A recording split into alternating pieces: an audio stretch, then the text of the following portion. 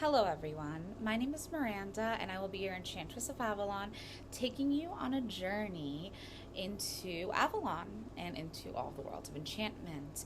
So I know it's been a very long time since I've posted any videos, but I have been hard at work on my blog, so if anyone is interested, there's plenty of content over at whiteroseofavalon.life. But I have been wanting to do a new video for a while, so I decided today was the day. And today's video is going to be on my analysis of one of my favorite poems of all time, the Belle Merci by John Keats. So, a little bit of backstory on the poem is that John Keats was one of the English Romantic poets in the early 1800s, and like many of them, he died tragically young. And I actually feel that there's a connection between a lot of the content he was writing and the fact that he would die tragically young. But more on that in a little bit. So, the basic plot of the poem is that this knight is met in this field by a man who asks him what is wrong with him because he's very pale and he looks sick and seems to be not really all there mentally at the moment, and he wants to know what's going on. So the knight goes and tells him this tale of meeting this beautiful fairy woman in the meads and how she took him back to her elven grot, and he ended up staying there with her. She seduced him. They had this romantic affair, and it was the most intoxicating experience he ever had. But then after she was done with him, she left him to wander in the meads, in the human world again, having come back from fairyland. And this leads a lot of people to surmise, those who study fairy lore, as I'm sure most people know, I'm a huge fairy lore buff, so I study it a lot, to assume that this fairy woman was possibly a member of the Lananshi, which is a race of fairy women who are known to seduce and have basically a parasitic bond with a human being. And during this time, they will be having sex with this human, and the human will be getting essentially addicted to the experience of being with them. But also, beyond that, addicted to the experience of the fact that the Lananshi are known to inspire creativity. They're almost muse-like in that way. And so when the Lananshi leaves, so does all of that inspiration that the person had been receiving from them. So it's a very unique case, and I think that it does fit the plot of the poem. But I also believe very strongly that we can interpret this poem as being actually specifically about Morgan Le Fay. And as everyone knows, she's a favorite subject of mine. So let's go a little bit how there might be a Morgan Le Fay connection here. First of all, it's a knight that is found wandering after having left fairyland. And Morgan is known to have a thing for knights. She, in fact, in some legends, created the entire Val Sans Retour in the French romances, which is the Valley of No Return, to trap unfaithful knights. She has affairs with several knights throughout the course of the Arthurian romances, and she, of course, has a thing for Lancelot, although, of course, he never reciprocates. They never have an affair because he's all about Guinevere all the time. It is what it is. But this whole knight connection automatically gives you a very Morgana feel. The Elven Grot, to me, it sounds like grotto, which is obviously a watery cavern of some sort. In the poem, it's made out more to be probably in the woodlands, but again, Morgana's known to have kept magical places out in the woods. This is consistent throughout so much of the Arthuriad. So that connection is valid.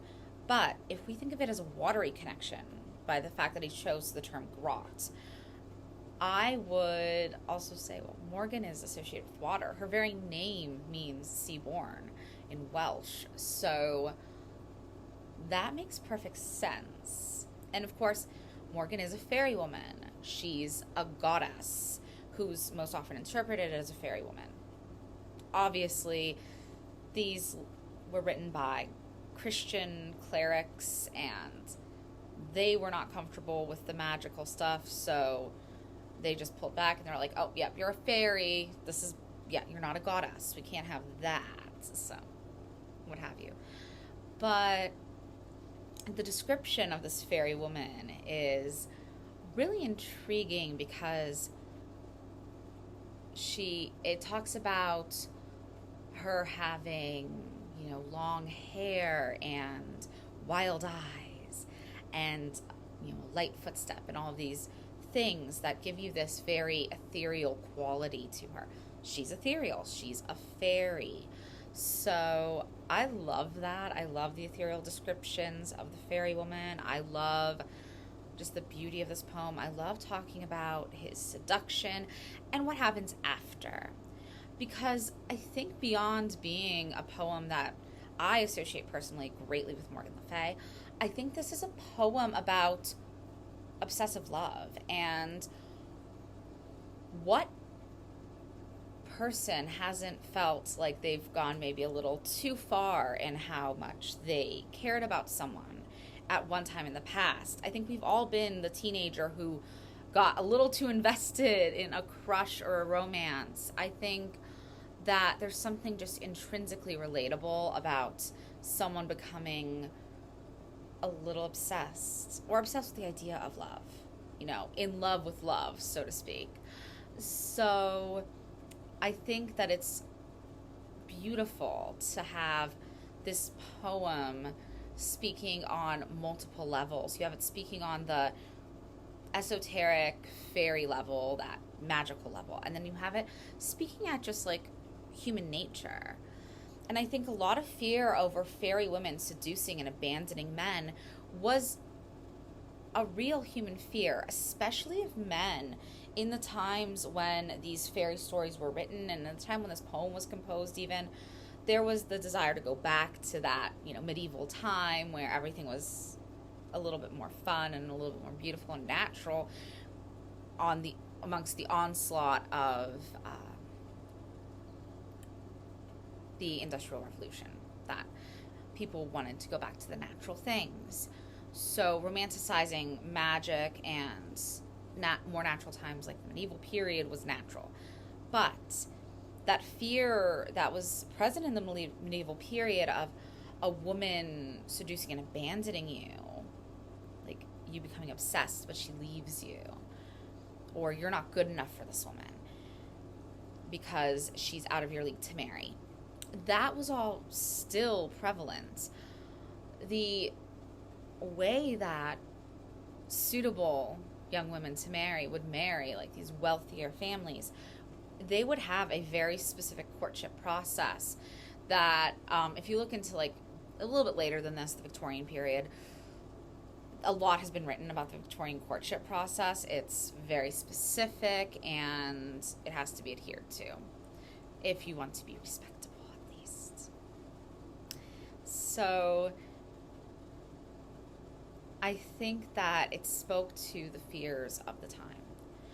And I think for Keats himself, who was known to be sickly for most of his life, and of course he died very young, he was still in his 20s when he died, I think for him it also spoke to this idea of this parasitic relationship between this knight and this woman, spoke to his own sickly body and his own fears of his mortality.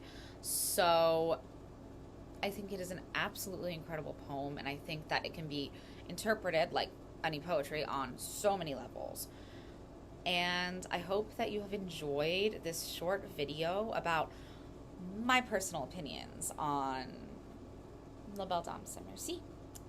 And I will also post in the description box down below a link to my blog post where I line by line interpret La Belle Dame sans Merci and search for a connection to Morgan Le Fay. I interpret it as I had before, earlier. I've done this interpretation many times. But I decided to do line by line and really dig deep into how this seems like they're actually speaking about Morgan Le Fay. So if you're interested in more content like this, that is a perfect companion piece to this video. I hope you have a great day, and I will see you again soon. Bye now.